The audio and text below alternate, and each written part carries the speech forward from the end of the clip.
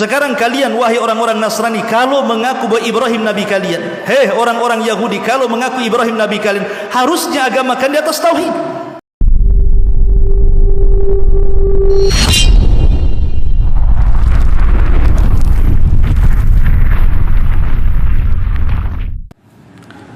A'udzubillahi minasyaitonirrajim. Bismillahirrahmanirrahim. Ha antum haula'i hajajtum fima lakum bihi ilmun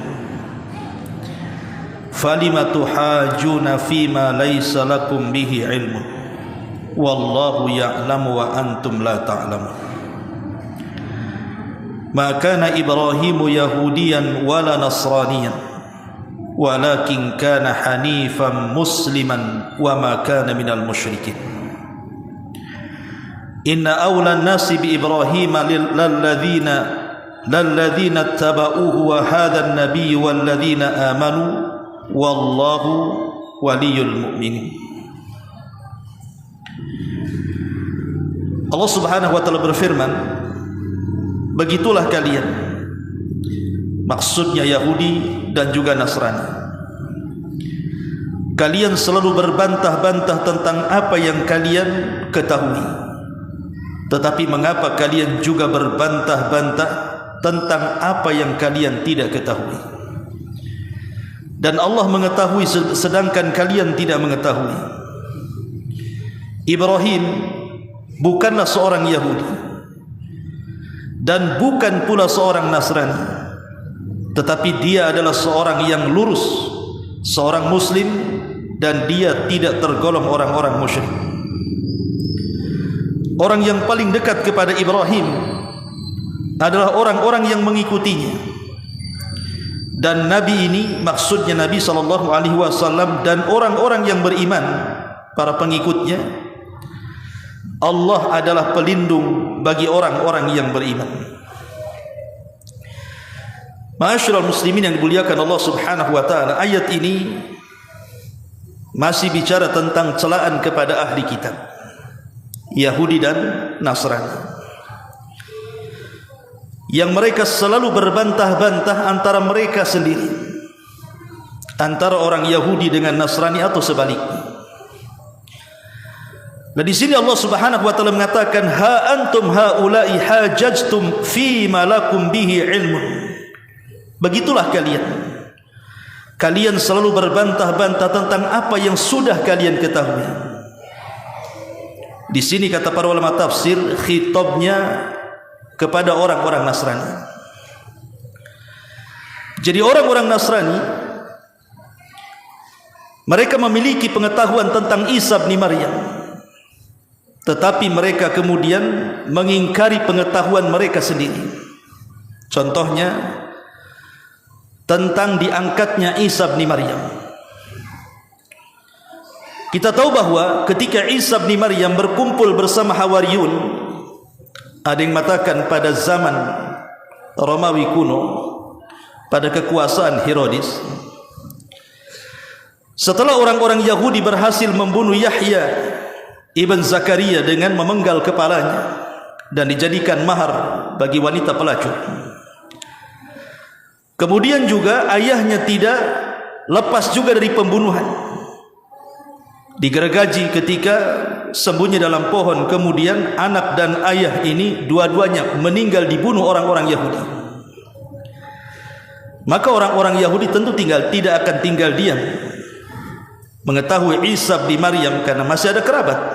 Dikhawatirkan kemudian Isa ini akan memobilisi manusia dan memberontak kepada kerajaan.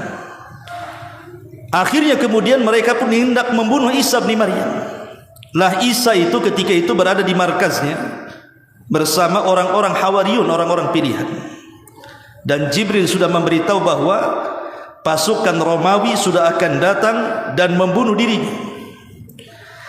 Maka Isa pun mengumpulkan orang-orang Hawariyun, kemudian mengatakan kepada orang-orang Hawariyun, siapa di antara kalian yang mau kuusap wajahnya dan kuserupakan wajahnya dengan diriku, tapi dia akan ditangkap, dia akan disalib, dan dia akan dibantai. Tapi sebagai hadiahnya dia akan menjadi temanku di sorga. Akhirnya orang yang paling muda di antara mereka dari murid Isa bin Maryam, sebagaimana yang dijelaskan oleh Syekh Shalih Fauzan hafizahullah taala, bahwa di antara salah satu murid daripada Isa bin Maryam yang paling muda mengatakan, "Saya wahai Isa, jadikan saya penebus dirimu." Akhirnya kemudian Isa pun mengusap wajahnya dan mirip wajahnya dengan Isa bin Maryam. Sebelum Isa bin Maryam diangkat ke langit, maka Isa berpesan kepada murid-muridnya agar mendakwahkan dakwahnya ke seluruh pelosok. Dan ketika itu Isa bin Maryam kemudian berbaring dan Allah Subhanahu wa taala tidurkan, "Inni mutawaffika wa rafi'uka ilayya." Sesungguhnya kami akan wafatkan, maksudnya akan tidurkan kamu. Karena tidur itu akhul maut, saudaranya kematian. Wafat di sini bukan wafat betulan, tidak, artinya ditidurkan. Wa rafi'uka ilayya, dan kami akan angkat kepadaku, kata Allah. Maka akhirnya kemudian murid-muridnya menyaksikan bagaimana Isa diangkat ke langit. Dan Isa kemudian ditempatkan di langit kedua bersama kerabatnya Yahya ibn Zakaria. Dan Nabi SAW pernah berjumpa dengan keduanya dalam peristiwa Mi'raj. Lah ketika itu murid-muridnya kemudian berpencar kemana-mana kecuali satu orang yang diserupakan Isa bin Maryam. Dialah yang ditangkap, kemudian disalib, kemudian dibunuh. Tapi Allah Subhanahu wa taala bantah itu semua dengan mengatakan, "Wa ma qataluhu wa ma sallabuhu walakin syubbiha lahu." Isa tidak dibunuh, Isa tidak disalib, tapi Isa diserupakan. Bahkan dalam ayat selanjutnya, bal rafa'ahu Allahu ila sama. Bahkan Isa diangkat ke langit. Ma'asyiral muslimin, akhirnya kemudian orang-orang Yahudi ini menangkap orang serupaan Isa. Dialah akhirnya yang disalib. Orang-orang Nasrani itu tahu bahwa Isa tidak dibunuh. Orang Nasrani tahu bahwa Isa tidak dibunuh. Kenapa? Karena Isa sudah bicara kepada murid-murid Hawariyun bahwa ada orang yang diserupakan. Dan tentunya murid-murid Isa akan memberitahu yang lainnya, kan begitu, bahwa Isa tidak mati dan tidak dibunuh. Yang dibunuh itu yang diserupakan. Artinya orang-orang Nasrani punya pengetahuan itu. Tapi mereka sampai hari ini terkena syubhat orang-orang Yahudi menganggap Isa itu tetap mati dalam tiang saliban. Di sini Allah Subhanahu wa taala katakan, "Ha antum hajajtum fi malakum bihi ilmu." Begitulah kalian berbantah-bantah tentang apa yang kalian ketahui. Kalian sudah tahu Isa itu tidak mati, tapi kalian katakan Isa mati di tiang saliban. Ini khitab kepada orang-orang Nasrani. Kemudian Allah lanjutkan ayatnya, "Falima tuhajuna fima laisa lakum bihi ilmun." Tetapi mengapa kalian juga berbantah-bantah soal apa yang kalian tidak ketahui? Ini khitabnya kepada orang Yahudi. Kalau pertama khitabnya kepada Nasrani, yang kedua ini khitabnya kepada orang-orang Yahudi. Artinya bahwa ketika orang-orang Yahudi mengklaim bahwa Ibrahim nabi mereka, dan Nasrani juga mengklaim Ibrahim nabi mereka, sementara Ibrahim itu lebih dulu diutus, Taurat dan Injil ini belakangan, macam mana kemudian agama Nasrani dan agama Yahudi belakangan datang, Ibrahim itu lebih dahulu, mengklaim bahwa Ibrahim nabi mereka? Mana akal kalian? Berarti kalian berbantah-bantah sesuatu yang tidak ada pengetahuan bagi kalian. Dan Allah ya'lam wa antum la ta'lamu. Allah itu maha mengetahui dan kalian tidak tahu. Allah itu maha mengetahui yang telah, yang sedang, dan yang akan datang. Bahkan Allah maha mengetahui sesuatu yang mustahil terjadi. Kalau terjadi Allah tahu. Itulah Allah Subhanahu wa ta'ala. Apa maksudnya? Kalau kita mengatakan Allah tahu yang telah, paham kita. Yang sedang, paham kita. Yang akan datang, paham kita. Sekarang bagaimana Allah mengetahui sesuatu yang mustahil terjadi? Kalau terjadi Allah tahu. Contohnya adalah orang-orang kafir yang masuk neraka. Orang-orang yang masuk neraka dari kalangan orang-orang kafirin, orang-orang kafir, tentu mereka mustahil akan keluar dari neraka. Wa ma hum bi kharijina minha. Mereka tidak mungkin keluar dari neraka. Kalau sudah masuk neraka tidak mungkin keluar orang kafir itu. Tetapi kemudian Allah Subhanahu wa taala mengatakan apa? Di dalam Al-Qur'anul Karim, kalau seandainya mereka dikembalikan ke dunia, lau ruddu la'adu lima nuhu anhu. Kalau seandainya mereka dikembalikan ke dunia, tentu mereka akan melakukan kekafiran lagi. Orang yang keluar dari neraka kembali ke dunia, mustahil, dunianya sudah hancur. Tapi kalau itu terjadi, seandainya Allah ciptakan lagi dunia, kemudian orang-orang kafir yang masuk neraka itu dikembalikan ke dunia, tentu mereka akan kembali kepada kekufuran. Inilah jawaban dari sebuah pertanyaan yang selalu jadi syubhat di pikiran antum semuanya. Macam mana Allah Subhanahu wa taala mengekalkan orang kafir dengan dosa yang tidak lama di dunia? Coba bayangkan, ada orang kafir itu mungkin usianya di 20 tahun dia meninggal, atau di usia 30 tahun dia meninggal. Orang kafir nih, di usia 20 tahun dia meninggal, kalau dia masuk neraka dikekalkan di dalamnya, mana keadilannya? Masa dosa 20 tahun dikekalkan di neraka? Kan adilnya tidak ada di sini. Maka jawabannya, sebab Allah Maha mengetahui sesuatu yang mustahil terjadi. Kalau terjadi Allah tahu. Karena orang-orang kafir ini kalau dikembalikan ke dunia pasti kafir lagi, makanya dikekalkan di neraka. Itulah jawabannya. Ya. Di sini Allah Subhanahu wa taala mengatakan wallahu ya'lam wa antum la ta'lamun. Kemudian Allah Subhanahu wa taala menegaskan lagi, ma kana Ibrahimu yahudiyan wala nasraniyan. Ibrahim itu bukan Yahudi, Ibrahim juga bukan Nasrani. Walakin kana hanifan, dia adalah seorang yang lurus, musliman, dan seorang muslim. Wa ma kana minal musyrikin, dan dia tidak tergolong orang-orang musyrik. Sekarang kalian wahai orang-orang Nasrani, kalau mengaku bahwa Ibrahim nabi kalian, hei orang-orang Yahudi, kalau mengaku Ibrahim nabi kalian, harusnya agama kalian di atas tauhid. Kenapa agama kalian di atas kesyirikan? Nasrani menganggap Isa itu anak Tuhan, satu di antara 3 Tuhan, bahkan lebih ekstrim daripada itu, menganggap Isa adalah Tuhan.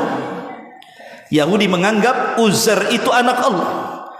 Wa qalatil yahud Uzair ibnullah, wa qalatin nasara al-masih ibnullah, dzalika qauluhum bi afwahihim yudhahiuna qaulal ladzina kafaru. Ucapan mereka itu mirip dengan ucapan orang-orang kafir musyrik yang mengatakan malaikat-malaikat itu banatullah, anak-anak putri Allah.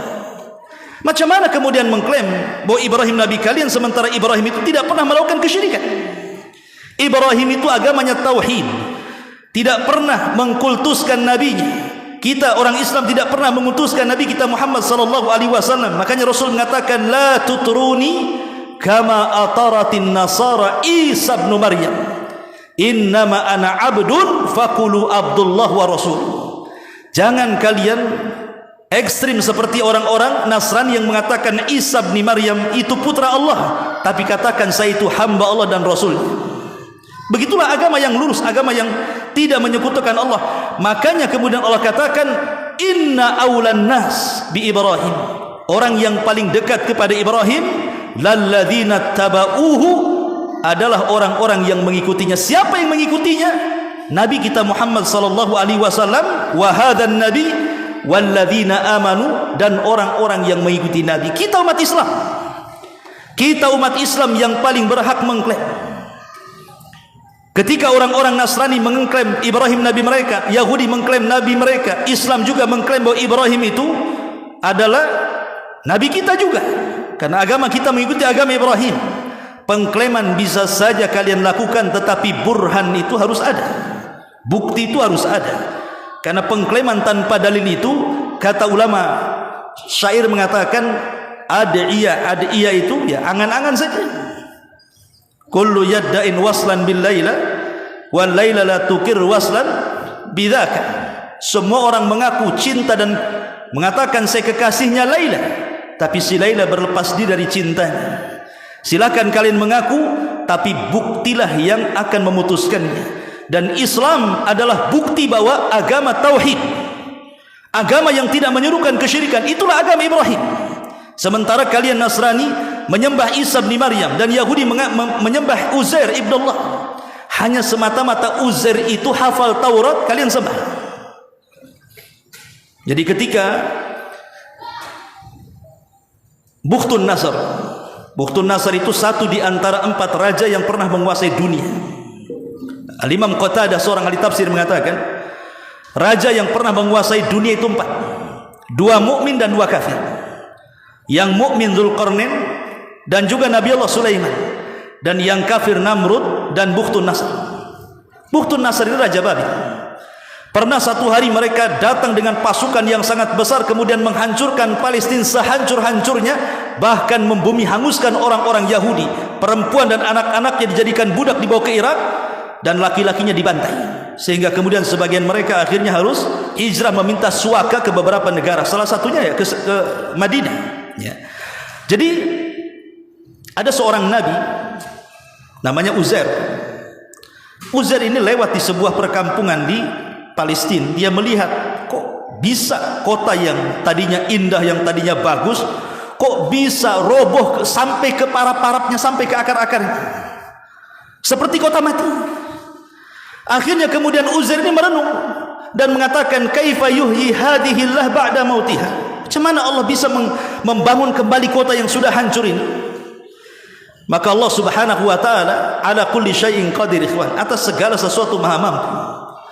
Maka fa amatahu Allahu mi'ata amin. Uzair pun ditidurkan 1 abad, 100 tahun. Ketika dia kemudian meletakkan makanan di samping dan minumannya, kemudian keledainya ditambatkan, dia pun tidur 1 abad. Dia tidur. Setelah 1 abad dia bangun, makanannya enggak berubah, minumannya enggak berubah, keledainya yang mati. Ya 100 tahun diikat gak dikasih makan, ya matilah, tinggal tulang-tulangnya saja. Jadi Uzair bangun. Ketika bangun, Allah Subhanahu wa taala memperlihatkan kekuasaannya. Tiba-tiba keledai yang sudah tulang belulang itu terangkai kembali. Entah dari mana dagingnya tiba-tiba menempel kembali tulangnya. Akhirnya betullah keledai itu menjadi keledai asli. Tiba-tiba berteriak seolah kiamat akan dibangkitkan. Maka di situ Allah ingin menunjukkan kalau keledai yang sudah mati saja Allah sanggup membangkitkan, macam mana pula kota bagi Allah itu mudah. Maka Uzair melihat kota itu sudah ramai kembali, dan Allah Maha Kuasa. Dari situlah ketika Bukhtun Nasr menyerang Palestina, kan papan Taurat itu hilang, entah di mana, terkubur ataukah memang sudah dihancurkan, wallahu a'lam. Akhirnya kemudian Allah ilhamkan kepada Uzair, hafal Taurat dia di kepalanya. Disitulah Uzair mengajarkan Taurat. Akhirnya orang-orang Yahudi menganggap Uzair itu putra Allah. Musa saja tidak hafal Taurat, kok Uzair bisa hafal Taurat? Kalau bukan anak Allah, anak siapa? Akhirnya sejak itulah Yahudi menganggap Uzair itu anak Allah. Dan Allah katakan dalam surah At-Taubah, wa qalatil yahud Uzair ibnullah. Kalau hanya semata-mata menghafal Taurat kemudian orang dituhankan, umat Islam banyak yang menghafal Quran. Kenapa tidak dituhankan? Si Musa kecil aja hafal Quran.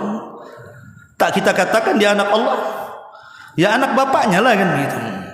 Dari sini kita tahu bahwa agama yang betul-betul mengajarkan tauhid hanyalah Islam. Selain Islam itu semua di atas kekufuran dan kesyirikan. Padahal ahli kitab itu kan yang paling dekat dengan kebenaran, ikhwan. Kalau yang paling dekat dengan kebenaran karena mereka diberikan kitab Taurat dan Injil serta Zabur, macam mana selain daripada mereka? Majusi, Hindu, Buddha dan yang semacamnya, tentu lebih di atas kesyirikan lagi. Maka agama yang betul-betul mengikuti Ibrahim hanyalah Islam. Makanya Allah mengatakan, inna awlan nas bi Ibrahim lalladzina taba'u wa hadzan nabiy walladzina amanu wallahu waliyul mu'minin. Orang-orang yang paling dekat kepada Ibrahim ialah orang-orang yang mengikutinya, dan inilah maksudnya Nabi Muhammad SAW. Dan orang-orang yang beriman, mereka lah orang yang berhak mengikuti Ibrahim, dan Allah pelindung bagi orang-orang yang beriman. Wallahu a'lam bishawab. Ini yang bisa sampaikan, mudah-mudahan manfaatnya. Subhanaka bihamdika asyhadu an la ilaha illa anta astaghfiruka wa atubu ilaik. Allahu taala alam. Assalamualaikum warahmatullahi wabarakatuh.